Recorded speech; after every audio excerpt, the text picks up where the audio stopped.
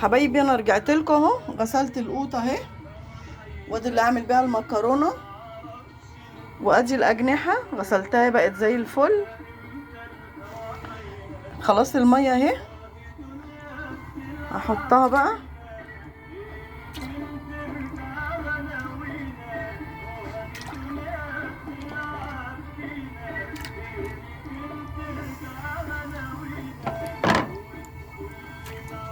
اهي نحط لها بقى التوابل واغطيها، واقعد بقى اقشر البطاطس.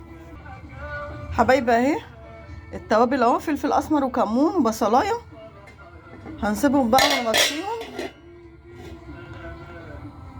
الاجنحه يا حبايبي اهي خلاص استوت كده، واقفه على التحمير. هركنها بقى. دي البطاطس قشرتها وخرطتها وحطها في ميه. بصي حبايبي، انا استغلت هنا الشوربه، مرضتش ادلقها، هسلق فيها المكرونه. بسلق في الشوربه المكرونه عشان تبقى يعني الغذاء بتاعها كويس، هتشرب من الشوربه. التوم اهو بتاع المكرونه، والطماطم اهي هعملها بقى في الخلاط وارجع لكم. المكرونه يا حبايبي لسه ما طلعتش، انا بسلقها في الشوربه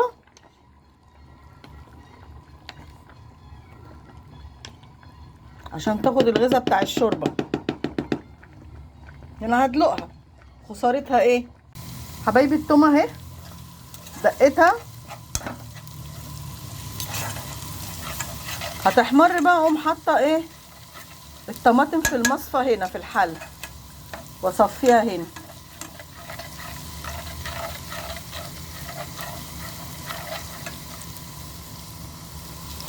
بس تصفر كده بس شويه.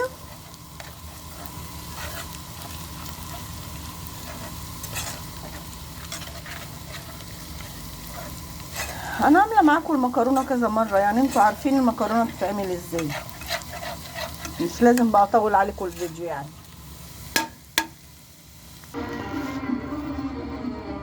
المصفى يا حبايبي واللي طلعته من القوطه اهو، هرميه بقى في الزباله. والطماطم اهي اهي،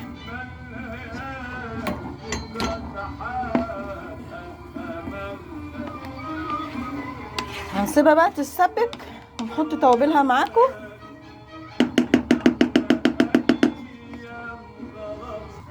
التوابل اهي يا حبايبي، ماجي، كمون، فلفل اسمر، شطه اهو. الصلصه يا حبايبي داخله على تسبيكه اهي. البطاطس اهي يا حبايبي حطيتها تتحمر، وادي المكرونه انا مطلعاها نص سوا من السليق، النص التاني هتسواه هنا في الصلصه. خلاص كده خلصت الاكل. اما اغرف هوريهولكم الاكل يا حبايبي اهو. دي المكرونه، ده الاجنحه، ودي البطاطس اهي.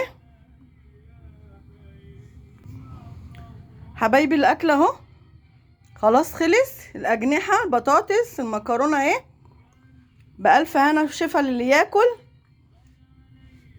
اما اجي بقى اقدم، انا كده مش هقدم، انا بصور لكم بس المنظر. اما اجي اقدم بقى فيه ليمون مخلل وفي خيار مخلل هنحطه مع الاكل، وفي عيش. لو عجبكم الاكل ما تنسونيش في اللايك والاشتراك. سلام عليكم يا حبايبي.